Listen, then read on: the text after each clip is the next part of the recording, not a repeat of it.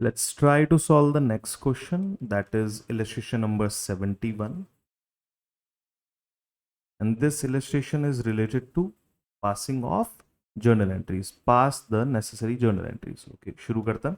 Ankur Bobby were into the business of providing software solution. ठीक है. They share profit losses 3-2. Okay. They admitted Rohit for 1/5 share in firm.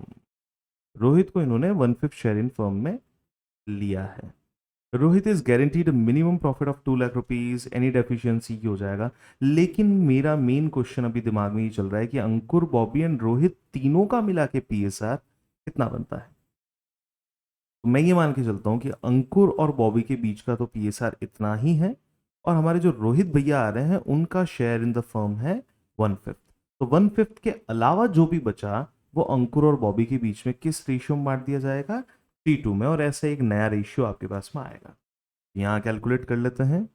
Calculation of new PSR. आइए, नया partner कौन है, रोहित. तो पहले ले लेते हैं Rohit share 1/5. Then combined share of others.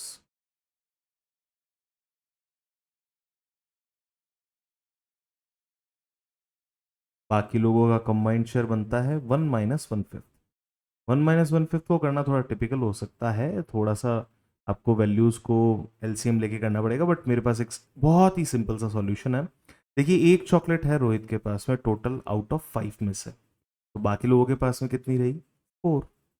तो 4/5 हो गया है आपका अदर्स का कंबाइंड शेयर. न्यू पीएसआर निकालते हैं. New PSR equals to first name Ankur, then Bobby, Ankur, Bobby and this Rohit. PSR तो तीनों का निकलेगा, न्यू पीएसआर है, तीनों पार्टनर अवेलेबल है. अब आइए, अंकुर का कितना है, जो बचा हुआ 4/5 था उसको इन्होंने 3:2 के रेशियो में रखा. बॉबी ने उस बचे हुए 4/5 का 2/5 रखा, क्योंकि आपको रेशियो कौन सा मेंटेन करना है, 3:2 रखना है अंकुर और बॉबी के बीच में. रोहित का आ जाएगा 1/5. ठीक है, ये 1/5 को भी 5/5 करके सेम बेस लिया जा सकता है, क्योंकि 25 का बेस बन रहा है. तो here it is 12/25. Here this is 8/25 and this one is 5/25. को वेरीफाई करना है कि आंसर सही है. 12, 8, 20 एंड 5, 25.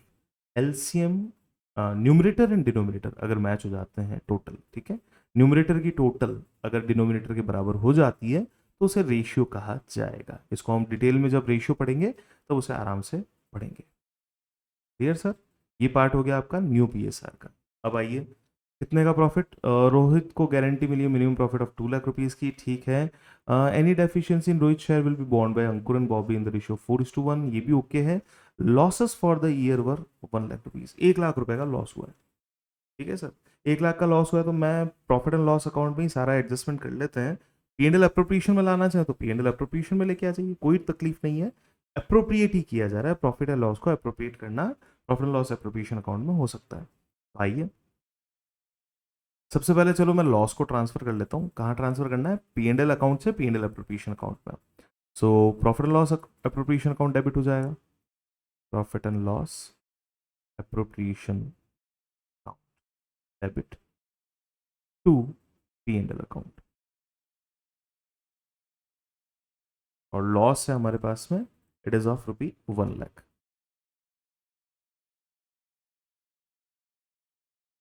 बीइंग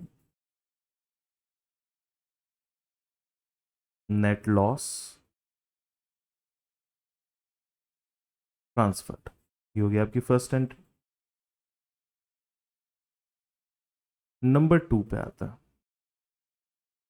अब जो ये लॉस है उस लॉस को बेसिक 12:8:5 के रेशियो में तो बांटना पड़ेगा. तो लॉस से कैपिटल अकाउंट कम हो जाएंगे. Ankur's capital debit, Bobby's capital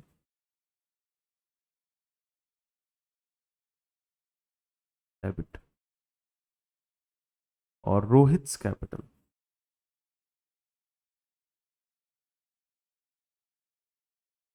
Here again debit. 2, P&L appropriation account. चलिए, अप्रोप्रिएशन का लॉस था 1 लाख रुपीस का, जिसे आपको डिस्ट्रीब्यूट करना है 12, 8 एंड 5 में। टोटल बनता है 25। 1 लाख डिवाइड बाय 25 होता है 4000। 4000 into 12, 48,000। 4000 into 8, 32,000। And 4000 into 5, 20,000। Being loss transferred. अब मिनिमम गारंटी की बात कर रहे हैं। गारंटी किसको मिली है? Rohit is guaranteed minimum profit of 2 lakh rupees. Any deficiency वो बॉन्ड करेंगे अंकुर और बॉबी। रोहित को 2 लाख रुपए मिलने चाहिए थे। अरे भैया अभी तो लॉस हो रहा है 20,000 का। Third entry, to Rohit's capital.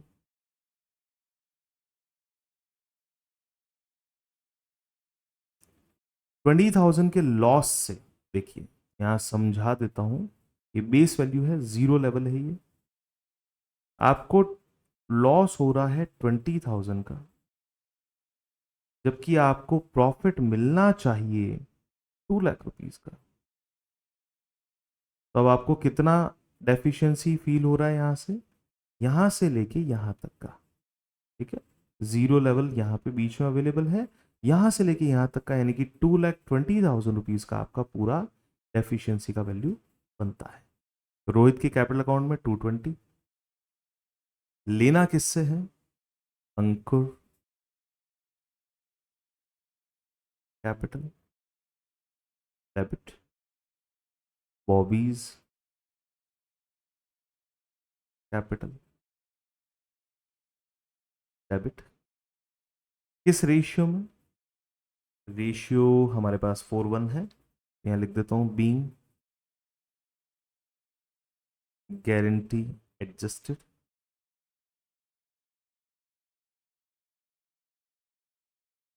Being guarantee adjusted के बाद हमको करना है 220 को 4:1 के रेशियो में बांटना है। 4:1 की टोटल होती है 5। किसी भी चीज को 5 से अगर डिवाइड करना हो तो उसको डबल करके एक 0 हटा दीजिए। तो 44,000 रुपीज इसका डबल कर दिया, 44 हो गया, एक 0 हटा देंगे 44,000। इसमें से माइनस कर लेते हैं, 220 माइनस 40 इज 180, 180 माइनस 4, 1,76,000।